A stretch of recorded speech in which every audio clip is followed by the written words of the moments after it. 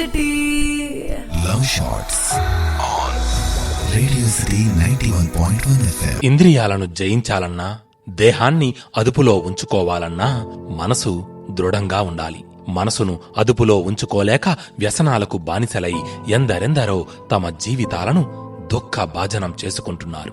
వ్యసనమనేది మనిషిని సమూలంగా ఆక్రమించుకుంటుంది, అడ్డదారులు తొక్కిస్తుంది, నేరాలు చేయిస్తుంది, ప్రశాంతత లేకుండా చేస్తుంది. మహాభక్తుడు బలసంపన్నుడు అయిన రావణాసురుడు సీతాదేవిపై మోహాన్ని నిగ్రహించుకోలేక తన నాశనాన్ని తానే కోరి కొని తెచ్చుకున్నాడు. జోదం ఆకర్షణీయమైన దుర్వ్యసనం. మహాభారతంలో ధర్మరాజు జోదమాడి రాజ్యాన్ని, భార్యను, సంపదను పోగొట్టుకున్నాడు. మంచి చెడుల విచక్షణా జ్ఞానాన్ని పూర్తిగా మరచిపోయి సర్వస్వాన్ని కోల్పోయాడు. దాని పరిణామమే మహాభారత యుద్ధం. దుర్యోధనుడు జోదంలో గెలిచినా చివరకు దుఃఖమే మిగిలింది. నలచక్రవర్తి అంతటి మహాపురుషుడు సైతం జోదం వల్ల ఎన్నో కష్టాలు అనుభవించాడు. ఋగ్వేదంలో ఎన్నో సూక్తాలు ఉన్నాయి.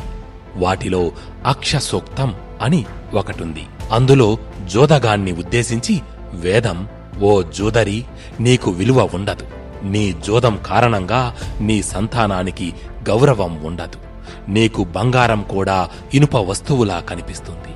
జోదం కారణంగా మొత్తం కుటుంబాన్ని నాశనం చేసుకున్న నిన్ను బంధువులు, స్నేహితులు అందరూ సంతలో అమ్మకానికి పెట్టిన బక్క చిక్కిన మొసలి గుర్రంలాగా చూస్తూ నవ్వుకుంటారు తప్ప ఒక్కరూ సాయం చెయ్యడానికి ముందుకు రారు.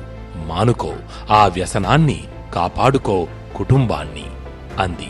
ఎంత మంచి మాట అది! మద్యపాన సేవనం ప్రమాదం, అనారోగ్య హేతువే కాదు, సంఘంలో పరువు ప్రతిష్టలను సైతం అది దిగజారుస్తుంది. అందుకే చెడు వ్యసనాలను, దురాచారాలను ఏ సందర్భంలోనూ ఎవరూ ప్రోత్సహించకూడదు. జోదం, వేట, స్త్రీ, మద్యపానం, దేశ దిమ్మరితనం, నిద్ర, ఈ వ్యసనాలు కలిగిన ప్రభువులు శీఘ్రంగా వినాశనం చెందుతారని చాణక్యుడి సూక్తి. నిజానికి ఏ వ్యసనమైనా మనిషికి మేలు చేయదు. మనిషిలోని చెడు గుణాలు ఎప్పుడూ అతడి పతనానికే దారితీస్తాయి. మనసు ప్రభావం చంచలత్వం. అలాగే అభ్యాసం ద్వారానే దాన్ని నియంత్రించగలం అని గీతలో శ్రీకృష్ణుడు ఉపదేశించాడు. నిత్యం బాహ్య విషయాల వైపు పరుగులిడుతూ చెడు అలవాట్లకు బానిసైన మనసును సన్మార్గంలో పయనించేలా అభ్యాసం చేయాలి. మిత్రమా, ఆఖరిగా ఒక్క మాట. మానసిక ప్రశాంతతను, బుద్ధిని, ఆరోగ్యాన్ని నిర్వీర్యం చేసే దేన్నైనా సరే మనిషి విడిచిపెట్టాలి అన్నారు స్వామి వివేకానంద.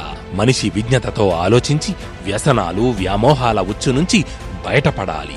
సన్మార్గంలో నడవాలి. సద్గుణాలతో జీవితాన్ని సఫలం చేసుకోవాలి.